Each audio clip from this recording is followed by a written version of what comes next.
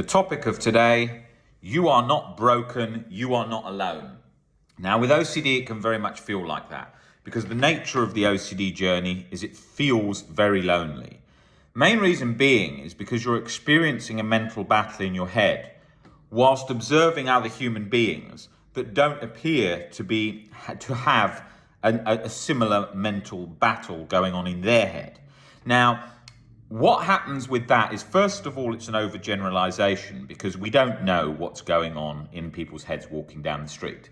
Now, I've been working with OCD for 13, 14 years, and I've seen people with PTSD, generalized anxiety disorder, panic disorder, depression, every extreme scenario you can imagine in life. And you realize over time that when you are looking out onto the street of the so-called normal people, everyone is walking down the street thinking of things, hurdles that they've got to overcome, difficult life challenges, both health, psychological, family related.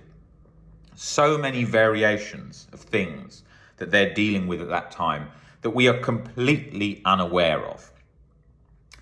Now, when you've got OCD, you also, especially when you're young, I developed chronic severe OCD at the age of 17. I didn't know what was going on with me. I didn't know what was OCD for quite a while later. I didn't understand how to recover from OCD far later than that. So it's very lonely at that time, and I also came to these generalizations that I was the only person in the world thinking like this, which whenever we think we're the only person in the world thinking in a certain way, we realize quite quickly we're not. There's a lot of humans out there with brains, and they've all thought in things that we've thought, maybe about the universe. If you're suffering from existential and you think you've just thought of solipsism, for example, being the only human that's real, or being in a matrix or something like that. And all those fears, because you're thinking them and not talking about them, you feel that it's your experience and yours only alone. It isn't. Luckily, we live in a day and age where through social media, one of the great benefits of social media, we're able to connect and share our stories so people see that. Because not everyone is going to be interested in a conversation about OCD that's walking down the street. But people all around the world who have OCD are going to be interested in hearing that because they share a common interest because it's affecting them. Go back into the 1700s, people had OCD, no one ever heard about it. They lived a pretty miserable, bleak life. We live at a time where we're able to communicate what's going on in our thinking, how we're experiencing this behavioral response in our head. Now, the most important thing along the journey, along all journeys, is to realize that when we are struggling, other people have had the same struggles. And certainly with OCD, they've overcome them. And certainly with many of life's obstacles, some people have overcome them. And that is great for hope. Because, for example, if you are maybe going bankrupt and you think, I'm the only person going bankrupt because you're watching outside on the world, people that have got jobs, you're not focusing on the many people out there that have got into financial problems. And then you realize you're not the only one. Then you realize people have come back from that situation. Maybe you've just had a cancer diagnosis and you think you're the only one, you feel alone compared to everyone around you, but there are so many people battling cancer. And there are so many people that have overcome cancer. So when you see those things, and I'm not talking about overcoming things in the basis of hard work and just getting through it. I'm talking about luck, because with cancer, the body is just genetic luck in there as well. We have to factor that in, which is key. You know, in relation to all those different stories of people coming through a negative situation to a positive one, that story, somebody has come out the other side. So there is hope. When we do that, and when we start to think like that, we slow down that catastrophized internal self-defeating behavior.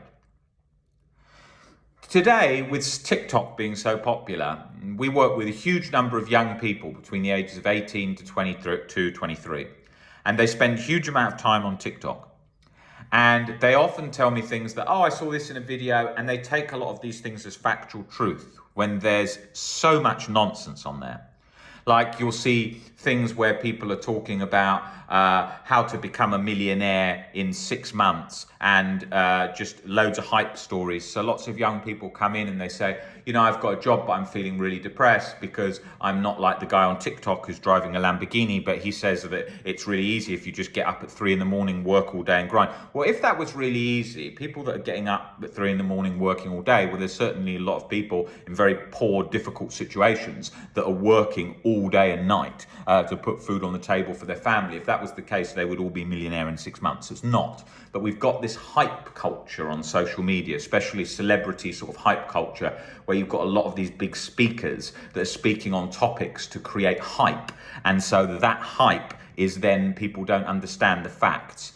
If you're watching a thing on TikTok where somebody is saying that they're gonna, you know, that you need to get up at 3 a.m, work all day long to be a millionaire in 6 to 9 months, and something like that, be very cautious of ridiculous hype scenarios, right? Common sense isn't that common. You want to look at things and use rational reason about what you're learning and thinking, does that sound realistic? If that's realistic, then it must equal to what the population sizes are and so on. If you look at the general population, to be in the 1% of the general population, you need to earn $30,000 a year. And people would think that's not very much to be in the 1% that they would imagine, but you're not factoring in how low and how low amount of income a large portion of the world lives off. You're not factoring in that a large portion of the world is living on a few dollars a day, if that, right? Very, very important to remind yourself of rational, real situations. When we break down irrational beliefs, we are looking at exactly what sounds realistic and trying to take a calm response to a situation without hype. So you're looking at situations like, if you're stuck with OCD, okay, what's going on in my head? Is it possible for me to recover from this? Is it a fear cycle? Have I got over other fears? Have I, when I exposed to them, they reduced? Have I, when I've broken down the beliefs, improved? Have I noticed this? And you start to piece together, bit by bit, a journey. And that's what's key in life. If you're trying to leap to emotional differences, so I want to recover today, now, and I must recover now before I get to work. It shouldn't be this hard. Now, this irrational, hyped up, catastrophized thinking, it leads to swings in emotions. People that are successful, and not talking about financial success or sporting success, people as successful in their life are usually great at balancing their emotions in the face of adversity. Now, that means somebody who's got a family, who's trying to put food on the table, which is difficult, running a family, looking after kids whilst doing a job, whilst having health problems, whatever. They are trying to balance that and trying to keep that going.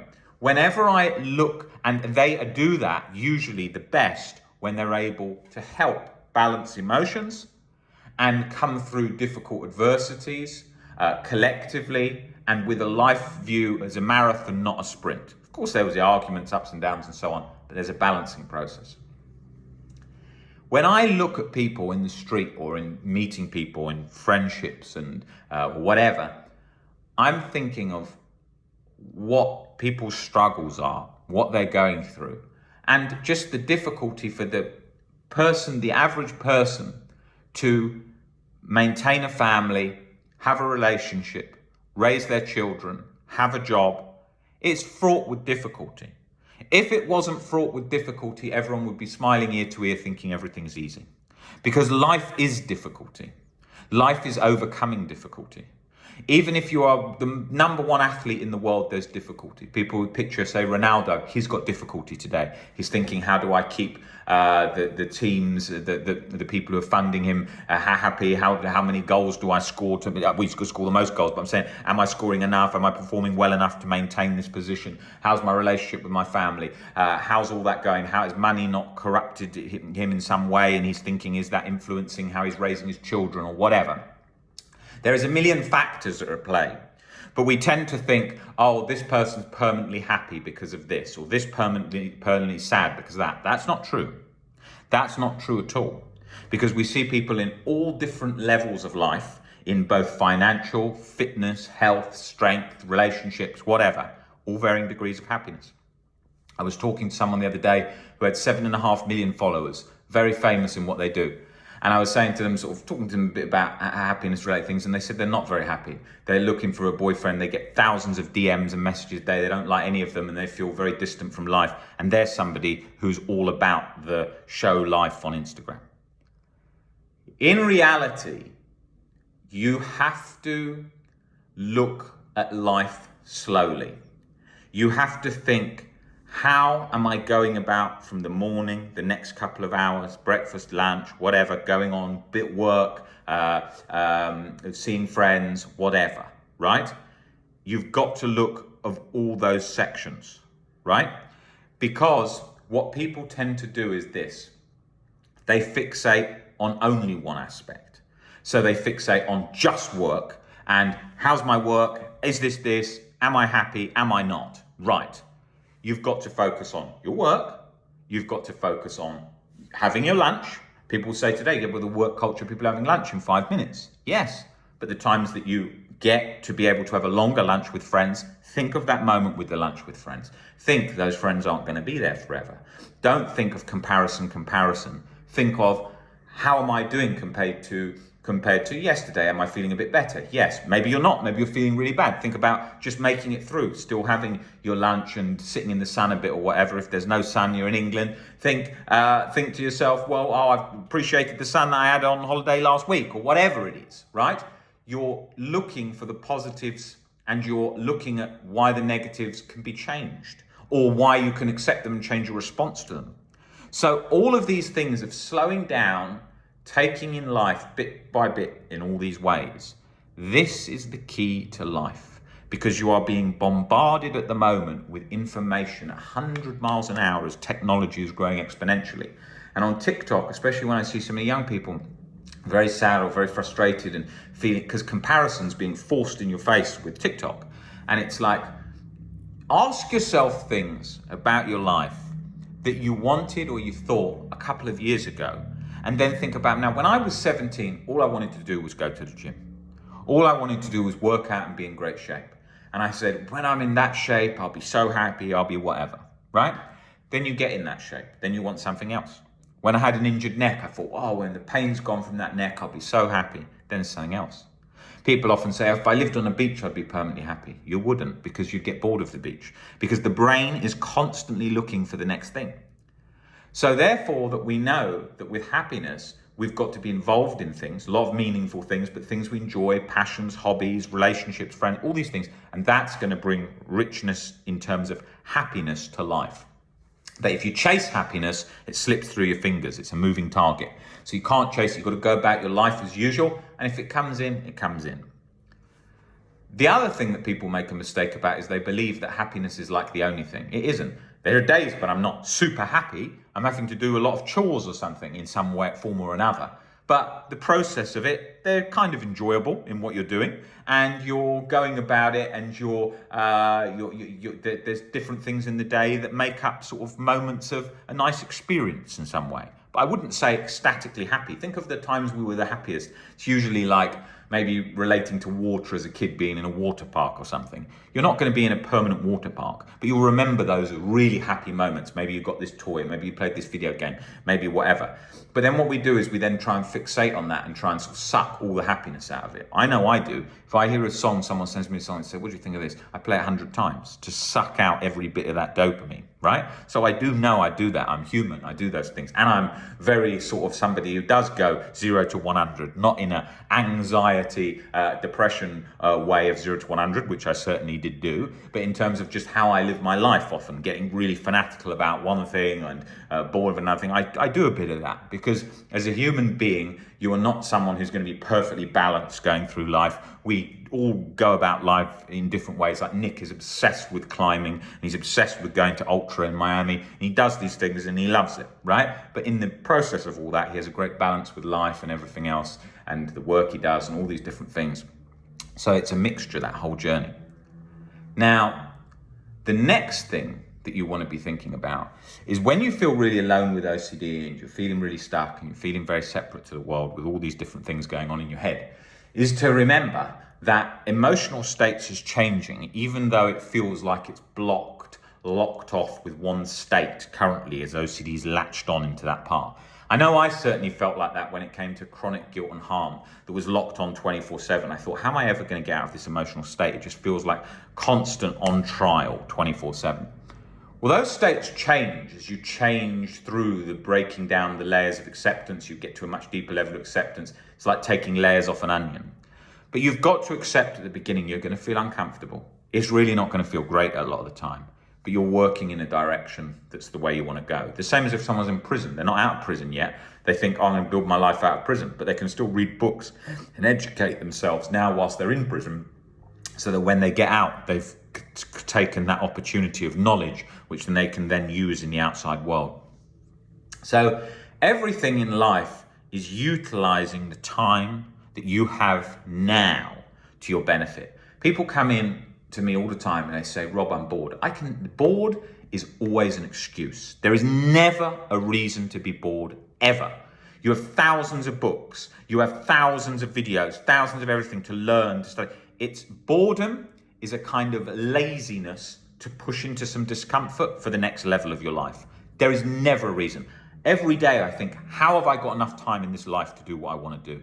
I can think of a million things I'd want to do, but haven't got the time to do them. And so that's what is so important about life. Thinking about which directions you want to go and how to utilize your time and do that. I'm very passionate about what I do with OCD. I like to be working with the people one-to-one. I like to be doing all the stuff we do on social media and the general operation of running everything we do because we work with so many people. And so that means I have to work a lot. But I love that and that's what I do. But I also do like to do all the other things that are involved in life. So it's thinking about how I can get that to all fit into place. And I managed to do it reasonably well. But it's not easy. Working with OCD is not easy. People who have OCD and are stuck with OCD know what it feels like, where it feels like that life and death scenario in your head. So imagine what it's like working with OCD. Every day I wake up, it's like 37 missed calls, all people from all over the world. I'm having a panic attack, I'm this or that, whatever. And it's go, go, go, because OCD feels like that. It's that sudden pull to getting an answer, wanting relief and so on. So there's going to always be that. So it's having a balance, all those things. Now, what I want you to think about on the recovery journey and life is just slow down a bit and think to yourself, am I chasing to get somewhere to be happy? Can I be happy now? What belief is causing me a problem? What fear is causing me a problem? What's going on? And slow all of that down and think to yourself, how do I break this down over the next hour? Can I dispute some beliefs and break down my irrational beliefs? Can I plan an exposure? Can I study for a particular career that I want? Can I learn something and do something in relation to a particular business that I'm doing? Whatever the thing is that you're interested in. Can I go to the gym? Anything. Break it down slowly and go through it. OCD, you've got books. You want to read them. You want to highlight bits that speak to you. You want to think about that. You want to break down those beliefs. You want to look at it. If you're stuck, you want to reach out for help. You've got us here. We're here for one-to-one sessions. We're here in the webinars. We're here in the WhatsApp group. We're here to help with that journey. You've got reading to do. You've got exposures to do. And you've got thinking to do. People always say to me, they say, Rob, what do I do right now in the recovery journey? Like there's a doing. People don't realize that a large part of my recovery journey and the most crucial recovery steps came when I was just having dinner in a restaurant.